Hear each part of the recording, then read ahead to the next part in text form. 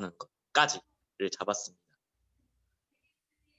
저는 이제 뭐 여러분들도 뭐 여러 번 사업 설명하신 분 있으시겠지만 뭐 아메이가 뭐 대단한 회사고 뭐 말하는 거 입이 아프잖아요. 그래서 뭐 5A1을 받았다, 우리 뭐 청정 제조 공장을 가지고 있다, A다에 뭐 이런 거 사실 그런 거 다 좋고 다 당연히 얘기해야 될 거지만 저는 여기서 그걸 좀 뺐습니다. 사실 그거보다 더 중요한 것들이 있다고 생각을 하거든요. 이제 발표를 진짜 본격적으로 시작을 해보도록 하겠습니다. 이거 이런. 네, 처음 아메이의 기업 이념입니다. 옆에 보시는 컴패셔닛 캐피탈리즘이라는 책, 더불어 사는 자본주의라는 책에 사실 너무 아메이 기업 이념이 잘 설명이 돼 있고 잘 나와 있고 요즘 또 우리 팀에서도 이 책을 많이들 읽고 계시잖아요. 그 3번 읽었다는 사람이 접니다. 제가 그 사람인데 어쨌든 너무 감동적인 책이기 때문에 계속 읽히더라고요. 사실 별로 어려운 책도 아닙니다. 그 내용이 계속 똑같은 내용이 반복되는 책이기 때문에 읽기 좀 수월하실 거라 생각이 들고 거기 안에 아메이 기업 이념이 다 들어있어요. 사실 뭐 더불어 사는 자본주의뿐이 아니라 뭐 동정심에 기반을 했다, 헬핑 피플리 베럴 라이프스다, 그리고 자신의 독자적인 사업, 이게 정말 획기적인 건데 자신의 독자적인 사업으로 성공을 꿈꾸는 모든 이들에게 그 성공의 기회를 제공해 준다라는 이 기업 이념이 저는 정말 마음에 들더라고요. 그래서 이런 거를 제 친구들한테 전해주고 있습니다. 근데 그 중에서도 가장 저는 이제 중요하다고 생각을 하는 게 바로 제가 한자로 썼지만 상생 자본주의라고 하는 거를 1959년도부터 주장하셨다는 거죠. 이 상생 자본주의는 사실 제가 만들어낸 용어고 사실 없는 용어입니다. 경제학적으로 없는 용어인데 제가 한번 설명을 용이하게 하기 위해서 제가 한번 만들어 본 용어예요. 사실 저희가 알고 있는 자본주의는 제가 이거 부텔링 할 때도 말씀드렸지만 1929년도 대공황 이후로 자본주의는 무너져 내렸거든요. 그럼 우리 자본주의가 어떤 식으로 나아가야 되냐 그 방향성을 찾다가 결국에 나온 게 공산주의였어요. 그럼 공산주의 됐냐? 89년도 소련이 망한 이후로 공산주의도 아니라는 게 알려졌잖아요. 그러면 이제 우리 자본주의는 어디로 가야 되냐 나온 게 그래서 신자본주의니 뭐 엥겔스가 주장했던 예전에 신자본주의니 어떻게 뭐 좀 변형된 자본주의들이 나오다가 사실 그것도 이제는 뭐 부자들을 착취하는 자본주의 향상이 너무 심해지고 있어서 이 자본주의에 대해서도 다시 한번 생각해보는 시점이거든요. 지금 그래서 문제가 나오는 게 프랑스나 스웨덴 같은 나라들 아닙니까? 그러면은 저는 그래서 주목을 했던 게 이분이 이 리시르보드께서 말씀하셨던 이 새로운 자본주의에 대해서 한번 주목을 해볼 필요가 있지 않냐라는 것이죠. 근데 실제로 이제 우리나라만 얘기하면은 그러한 자본주의 움직임이 일고 있다는 겁니다. 제가 이제 가져온 이 기사 내용이 YTN에서 뽑아온 건데 기업은행이 올 2021년 상반기에 혁신 창업 기업을 64곳을 육성하겠다고 했습니다. 사실 기업은행 같은 경우는 이미 2012년도부터 이 상생 자본주의를 실천하고 있었어요. 청년 혁신 창업에 대해서 굉장히 지원을 많이 해주는 은행이었고요. 뿐만 아니라 우리은행 같은 경우도 2019년도부터 이러한 사업을 진행을 하고 있습니다. 그리고 네이버 역시 이러한 사업, 상생 자본주의에 기초한 청년 창업 지원을 하고 있었는데 지금 제가 띄워드린 이 기업들이 다 해당 기업들입니다. 지금 엄청나게 많은 기업들이 네이버에 지원을 하고 있다는 거죠. 스타트업을 지원받고 있다는 것이죠. 여러분 혹시 여기서 아는 뭐 기업 같은 게 있나요? 저는 딱 봤을 때 저 세 번째에는 반란밖에 모르겠더라고요. 이 반란이라고 하는 기업이 그거예요. 그 명품들 중간에서 플랫폼 해주는 소비자를 연결시켜주는 기업인데 이런 것도 있고 좀 유명한 게 뭐 제가 아는 건 스노우 정도가 있는데 어쨌든 이런 청년 창업들을 스타트업을 지원해주고 있다라는 게 굉장히 저는 충격적이었습니다. 너무 많아서 이거 말고도 사실은 뭐 막걸리라든지 뭐 이런 것들도 요즘에 청년 창업들 많이 하시잖아요. 굉장히 양질의 뭐랄까 아이템들이 쏟아져 나오고 있는 시점입니다. 제가 또 주목했던 거는 이마트의 노브랜드 삼척중앙시장이었어요. 이 삼척중앙시장이 이제 여기 보시면 되게 신기하게 구조가 되어 있습니다. 1층에 전통시장이 있고 2층에 노브랜드 매장이 입점해 있어요. 그래서 소비자가 필요한 물건이 있어서 시장을 찾아가면 물건을 구매할 거 아니겠습니까? 근데 예를 들어서 삼척중앙시장에 고등어가 있다고 한다면 2층에 있는 노브랜드에는 고등어가 없어요.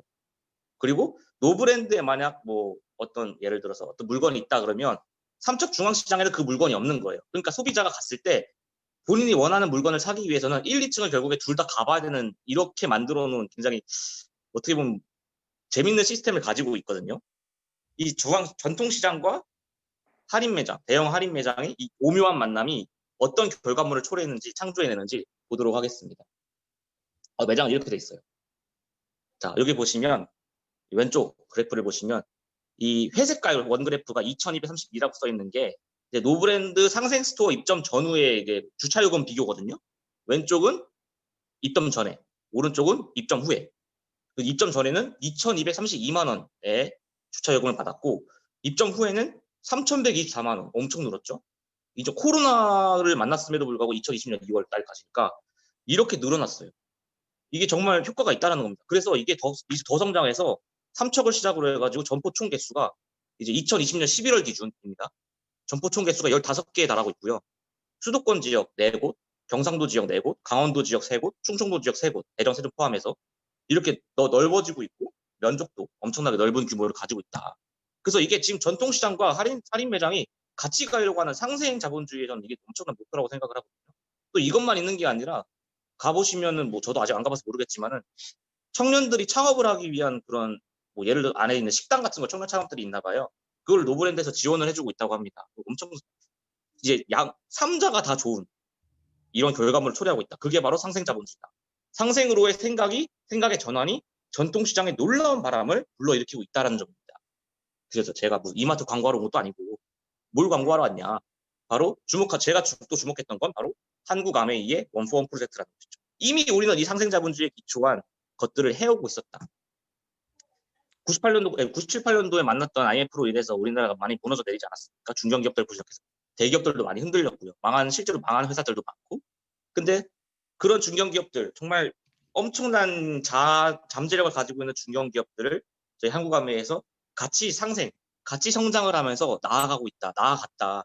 그래서 지금 여기 보시면 뭐 우리가 다 아는 기업들이죠. 쿠쿠라든지 종갓집이라든지 뭐 참치회사로 유명한 사조라든지 팔도라든지 CJ 제일대장의 팔스텔, 이게 지금 저희 원포원 제품들을 같이 판매하고 있는 기업들입니다. 저희 같이 성장하고 있죠. 제 친구한테도 이거를 얘기했더니 매우 막 다 자빠지더라고요. 너 먹고 있는 지금 쿠쿠 그거 밥솥 그거 우리가 아메에서 같이 이제 예전에 이렇게 했던 거다. 뭐 얘기했더니 막 놀라 자빠졌고, 실제 여러분 쿠쿠 그 사이트 들어가 보시면 98년도부터 연역이 증가합니다. 창사는 좀 오래됐는데 98년도 전에는 뭐가 없어요. 내용이 없다가 한국 아메이를 만난 이후부터 늘어나기 시작해요. 활동이. 이거 전 되게 의미가 있다고 보입니다. 물론 후쿠 그 연역에는 아메이 만났다고 안 써져 있지만 저는 분명히 아메이 때문에 같이 성장했다고 생각을 하고, 네, 생각합니다. 여기 있는 기업들 다들 여러분들이 알고 계실 거라 생각하고 이미 98년도부터 이러한 상생 자본주의를 실천하고 있다는 게 중요한 것이죠. 자, 이제 또 본격적으로 또 얘기하겠습니다. 아메이는 역사적 흐름이다. 그래서 왜 아메이가 역사적 흐름이냐? 아까도 얘기했지만 그 상생 자본주의 기초한 것도 역사적 흐름 중에 하나겠죠. 근데 이제 유명한 경제지 뭐 다들 아실 거라 생각을 합니다만 이 포춘지에서 말하기를 21세기는 소비자의 시대가 될 것이다라고 예언을 했습니다. 포춘지 유명하니까 뭐 부연 설명은 안 하겠습니다. 근데 여기서의 소비자라고 하는 게 영어로 했을 때 컨슈머인가요? 아니죠. 프로슈머를 의미합니다. 프로슈머는 소비와 생산을 동시에 하는 사람, 한자로 생비자라고 한다 하더라고요. 그런 사람을 뜻하는데 이 프로슈머들이 21세기의 유통 혹은 소비들을 지배할 것이다라고 포춘지가 예언을 했던 것이죠. 근데 이 프로슈머 같은 경우는 이미 예전 엘빈 토플러에서 제시가 됐었습니다. 이 개념이 1970년에 미래시족라는 책을 통해서 처음으로 이 개념이 등장을 했고 92년도에 제3의 물결이라는 너무 유명한 책이죠. 저는 역사학자이기 때문에 또 이런 책을 많이 읽었었는데 제3의 물결이라는 책에서 또 그 개념이 확장됐습니다. 뭐 예를 들어서 뭐 에너지 프로슈머라든지, 그러니까 에너지 프로슈머가 뭐냐면 자기가 실제로 소비자가 에너지를 생산하는 겁니다. 소똥을 이용해가지고 에너지를 만들어가지고 그걸 판매를 하는 것이죠. 그리고 또 다시 또 다른 소비를 하는 그런 에너지 프로슈머 등이 생겨나기 시작했고, 그래서 이 개념이 확장됐는데 2006년도에 부에밀이라는 책을 통해서 또 이 개념을 확장 재정립하셨습니다. 그게 왜 그러냐? 경제 구조가 이제 확대됨에 따라서 생비자들이 이제는 생산과 유통 전반에 참여하기 시작했다. 그러니까 이제는 생산 소비에 국한된 게 아니라 그 유통까지도 이 프로슈머들이 장악을 하기 시작했다는 거죠. 이게 보이기 시작한다는 것이죠. 그러니까 이제는 유통 과정에서도 수익이 창출된다면 프로슈머를 보기 시작했다는 겁니다. 공룡란도. 그래서 제가 이제 연구 논문들을 살펴보기 시작했습니다. 근데 국내에서는 이제 이화여대를 시작을 해가지고 2009년도서부터 본격적으로 프로슈머 연구가 시작이 됐습니다. 사실 좀 늦었죠. 이미 미국에서는 70년대부터 시작이 됐는데 말이죠. 그냥 프로슈머에 대해서 좀 더 살펴보자면 소비자, 뭐 이거 다시 당연히 아시겠죠. 소비자이긴 하지만 제품 생산에도 기여한다. 전문가와 소비자가 결합되는 경우에 비전문가지만 타 전문가 분야에 기여할 수도 있고, DIY라는 개념 너무 유명했죠. 옛날부터 뭐 UCC 같은 개념들이 있었죠. 생산활동 일부에 직접 참여하는, 그리고 자신이 새로 구매한 물건의 장단점, 그리고 구매가 등을 타인과 비교해서 비판함으로써 제품 개발과 유통 과정에 직간접적으로 참여를 한다. 뭐 우리 아메 ABO 분들, 리더님들 딱 뭐 예를 들어서 어딨냐 물건을 하나 사면은 이 물건이 어떻게 만들어지는지, 예를 뉴트리라이트다 하면 어떻게 만들어지는지 저희가 공장 가서 견학도 할 수 있고 그렇게 오픈을 다 해놓지 않았습니까? 사실 이런 기록들이 많이 없어요. 그러니까 결국에는 이렇게 오픈을 해놓는다는 거는 이 제조사에서 소비자들을 신경을 쓰고 있다는 것이죠. 어떻게 우리가 소비자들이 정말 양질의 물건을 만들고 있다는 걸 알려주고 싶은 것이고, 소비자들은 그걸 실제로 확인을 할 수가 있는 것이고, 그렇다 보니 정말 뭐랄까 양질의 제품, 진짜 양질의 제품들이 생산이 되는 겁니다. 그게 바로 아메이다라는 것이죠. 그리고 이 아메이는 정말 중요한 게 프로슈머. 현명한 소비를 통해 프로슈머가 될 수 있다. 캐시백을 받는다는 것이죠. 이러한 유통 과정에서 우리가 소비를 하면서 수익을 창출해낼 수 있는 게 얼마나 되겠습니까? 이게 실제로 새로운 유통 과정의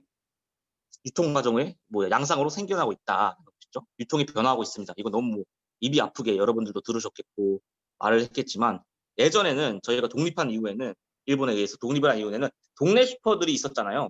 60년대, 90년대 초까지도 동네 슈퍼들이 장악을 하고 있었는데, 그러한 것들이 광고, 총판, 도매, 소매들이 이게 너무 여러 가지 과정들이 있으니까 소비자들이 지금보다 상대적으로 비싼 가격의 물건을 구매하고 사용을 했다면, 이제는 경제개발 5개년계 이후에 고속도로가 형성이 되면서 이런 대형 할인마트들이 대형 도시들을 중심으로 해서 확장되기 시작했습니다. 그래서 대기업들이 광고와 소매 마진을 취하기 시작했어요. 소비자들은 상대적으로 동네 슈퍼보다는 상대적으로 싼 가격에 물건을 구매하고 사용할 수가 있게 되었죠.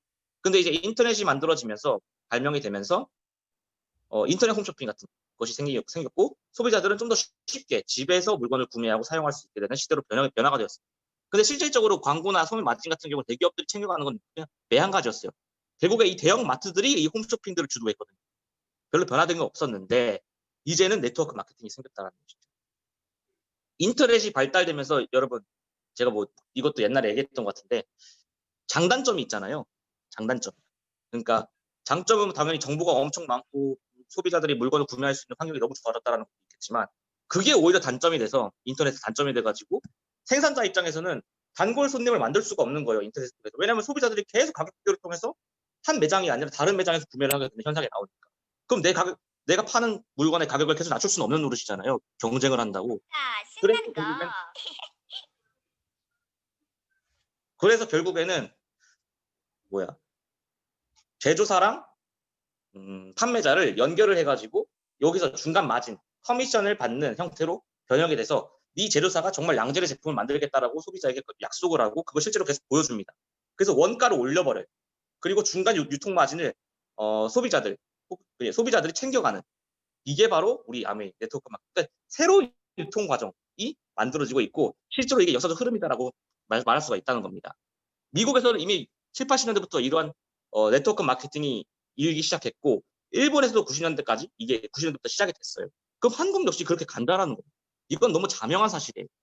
우리 한국이 일본의 경제 발전과 같이 가고 있다라는 거 너무 잘 알고 계실 거예요. 따라가고 있다는 거 너무 잘 알고 계실 텐데, 한 20년은 우리나라가 늦다고 하죠. 요즘에 10년까지도 얘기하지만, 일본이 그렇게 했다라고 한다면, 네트워크 마케팅이 90년대에 성공을 했다라고 한다면 한국 역시 그렇게 간다라는 겁니다. 이건 너무 자명한 사실. 그 구독 경제. 이거 요즘에 다 구독 경제고, 넷플릭스라든지 유튜브라든지 다 그런 식으로 가고 있으니까 아메이도 이런 사업을 하고 있죠. 구독 경제. 구독 경제가. 그게 중요한 게 바로 플랫폼이라는 겁니다. 여러분들 다들 아시겠지만 시가총액 1위부터 7위까지 모든 기업들이 전부 이 플랫폼 산업에 참여하고 있어요. 그러니까 지금 돈이 이 플랫폼 산업으로 흘러들어가고 있다. 근데 아메이가 플랫폼 사업을 하고 있다. 더군다나 플랫폼 사업을 통해서 내가 수익을 창출할 수 있다라는, 판매를 하면서. 이거 정말 엄청난 역사적 흐름일 수밖에 없다라는 겁니다. 역사적 흐름이자 경제적 흐름인데 이걸 안 한다? 그건 정말 바보라고 할 수밖에 없을 겁니다. 그래서 왜 아메이냐? 야, 역사적 흐름인 거 알겠고 아메이 좋은 거 알겠는데 왜 아메이를 해야 돼? 딴 거 있지 않을까? 네, 있겠죠. 본인이 찾아보시길 바랍니다. 있으면 그거라도 제발 시작했으면 좋겠어요. 제 친구들 여기 없으니까 제발 좀 뭐라도 움직였으면 좋겠습니다. 네? 근데 아메이 저는 아메이를 왜 추천하냐면, 아메이는 생필품을 취급하는 회사라는 겁니다. 인류가 존폐 위협, 존망의 위협에 처해서도 생필품은 무조건 거래됩니다. 전쟁이 나더라도 거래될 것이고, 지진이 나더라도 거래가 될 것이고, 쓰나미가 몰려와도 생필품은 거래가 됩니다. 왜? 저는 똥을 싸고 똥을 닦을 거고요. 뭐 정말 물도 마셔야 되고, 뭐라고 해야 되지? 뭐 물티슈도 쓰게 되고, 하여튼 생필품 없이 어떻게 삽니까? 라면 먹고 싶으면 라면도 먹어야죠. 그리고 본업을 하면서 부업으로 가능한, 제가 이걸 친구한테 정말 강조하는 거예요. 야, 네가 하고 있는 일을 하면서도 네 옆에 뭐 과장님이 있으면 과장님한테, 저기 과장님, 내가 이거 써봤는데 이 겁나게 좋아 보여요. 이렇게 말할 수가 있잖아요. 그렇게 말하면, 친구야, 너는 그렇게 말하면 이미 사업이 끝난 거야. 이제 그 사업은 이 제품이 하게 될 거야. 제가 말을 하거든요. 그럼 과장님이 이 제품 써보고, 이거 너무 좋다. 또 다른 사람한테 알려고, 또 다른 사람한테 알려고. 이렇게 알려가면서 결국에 일은, 내 입에서 처음 나온 그 일은 이 제품이 할 거다라는 걸 제가 항상 얘기를 하거든요. 근데 그게 말로 떠드는 것밖에 안 되는데, 뭐 본업을 하면서 그걸 못합니까? 옆에 과장님한테 그냥 알려드리기만 하면 되는데, 자기 높은 사람 혹은 아랫 사람한테. 이게 얼마나 간단한 겁니까? 간단한 구종 광고잖아. 내 경험을 전하는데, 내가 겪었던 그 일을 전하는데 그게 뭐 어렵겠습니까? 없는 일을 생각해내가지고 막 제약회사 마케팅처럼 없는 일 만들어가지고 막 전하는 게 아니라고.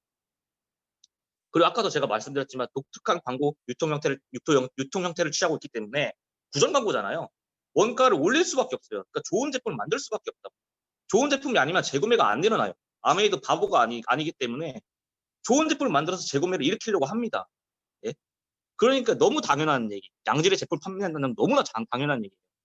그리고 이 배가열리, 아까도 제가 잠깐 얘기했지만 이 배가열리가 엄청난 거 여러분 다들 아실 거라 생각합니다. 저는 이 여기 귀여운 곰탱이한테 제가 물건을 전달해가지고 파트너로 만들었어요. 그럼 이 곰탱이가 또 다른 파트너한테 또 전달했고, 전 또 그 와중에 또 다른 사람한테 전달할 거 아니겠습니까? 이렇게 파급 효과가 나면 결국에는 4,096명의 파트너가 한 1년 안에 나온다는 것이죠. 제가 얼마 전에 그 성면섭이라는 친구한테 후원할 때 이 얘기를 했어요. 이 친구가 지금 마스크에 홀리게 돼 있거든요. 저 에머스피어 스카이 마스크에. 그러면 그거 좋은 거 알았으면은 네 그 동생한테, 여동생이 있는데 그 여동생한테 알려라. 그러면은 여동생도 써보고 좋다고 생각할 거 아니냐. 그럼 그 여동생이 또 다른 사람한테 전할 거고, 또 다른 사람한테 전할 거고, 이렇게 파급 효과가 있을 거다. 그러니까 나는 면서가 네 뒤에 250여 명의 성공을 원하는 사람을 보고서 사업을 후원하고 있는 거다라고 얘기를 했거든요. 제가 거기서 감동을 했어요. 종우가 너무 멋있다라고. 네, 좀 멋있었던 것 같아요. 그리고 그들을 위해서라도 절대로 우리는 포기하지 말아야 된다. 우리는 그들을 포기할 그들이 성공을 원한다 했잖아요. 아까 제가 처음에 뭐라 했습니까? 이 사업을 통해서 성공을 원하는 사람들한테 그 기회를 제공하는 기업인데 그 사람을 어떻게 함부로 저희가 포기를 하겠습니까? 그럼 리치 디보스님 혹은 창업자님들이 얘기하셨던 걸 배반하는 행위잖아요. 그 사람이 원하면, 성공을 원한다면 저희는 그 성공의 기회를 무조건 줘야 되고 절대로 놓지 않고 계속해서 후원을 해야 된다고 생각을 합니다. 그러면 성공자는 나올 것이고요. 그리고 또 하나 정말 메리트 있는 게, 꿈을 명사가 아닌 동사로 만들어주는 사업이다라고 하는 겁니다. 자, 뭐 슈바이처라는 사람 여러분들 아시겠지만 이 사람이 과연 의사가 꿈이었을까요? 알렉산드로스 대왕, 이 사람이 과연 마케도니아의 국왕이 되는 게 꿈이었을까요? 토마스 제퍼슨, 이 양반이 전기 발명가가 꿈이었을까요? 빌 게이츠 같은 IT 창업자들이 과연 회사 CEO 같은 게 발명가가 꿈이었을까요? 아니라는 겁니다. 슈바이처의 꿈은 전 세계를 돌아다니면서 아프고 소외된 사람들을 도와주는 행위가 꿈이었고요. 알렉산드로스는 페르시아를 정복해서 그리스 민중을 그들의 압제로부터 해방시키는 게 꿈이었습니다. 토마스 제퍼슨은 전기 발명가가 꿈이 아니라 미국의 자주 독립을 위해 민중들의 자유를 추구했던 사람이었고요. 빌 게이츠 같은 IT 업계 창업자들은 CEO가 꿈이 아니라 인터넷망을 통해서 세계를 하나로 묶어서 보다 빠르고 원활한 의사소통이 가능한 세상을 꿈꿨던 사람들. 이 사람들의 공통점이 뭡니까? 꿈을 명사로 꿈꾼 게 아니라 동사로 꿈꿨어요. 그러니까 세계사의 한 획을 그었던 사람들은 전부 꿈이 동사였다는 겁니다. 명사가 아니라. 저희도 꿈을 좀 크게 확장을 해가지고 명사가 아니라 뭐 연구원이나 교수가 아니라 내가 이 새로운 사학도들, 역사학도들을 길러내는 재단을 만드는, 그래서 양육을 하는 이런 동사인 꿈을 꾸는 사람이 됐단 말입니다. 저도. 저 신기하지 않습니까? 좀 이렇게 꿈을 확장시키면은 보다 나은 삶을 추구할 수가 있다는 것이고. 그것도 이런 거. 제 친구한테도 얘기했던 건데, 너 나이가, 나는 같이 늙어갈 테니까 65세가 되었을 때 일하는 일벌레가 될래? 아니면 요트 타고 여유로운 삶을 추구하는 사람이 될래? 했을 때 100% 오른쪽을 선택할 겁니다. 요트를 선택할 겁니다. 어떤 누가 요즘에 또 개미와 배짱이 얘기해서 배짱이가 또 뜨는 추세지 않습니까? 인세 수입을 받는, 기타 쳐가지고 노동가 불러주고 기타 치는 사람. 그런 사람이 요즘에 돈 버는 사람이지 왜 구차하게 65세까지 살면서 왜 그렇게 비참하게 일만 살아야 되니까. 우리도 이렇게 할 수 있다. 그렇다고 여유로운 삶을 추구할 수 있다. 그런 삶을 사는 사람이 되자라고 제 친구한테 말을 했어요. 좀 먹혀 들어간 것 같습니다. 어느 쪽을 선택하든 그것은 우리들의 몫입니다. 근데 적어도 저는 이렇게 생각해요. 나 자신한테 미안한 삶을 살지는 않았으면 좋겠어요. 나이가 들어가지고. 그거는 다들 마찬가지실 거라고 정말 호언장담합니다. 네, 이상입니다.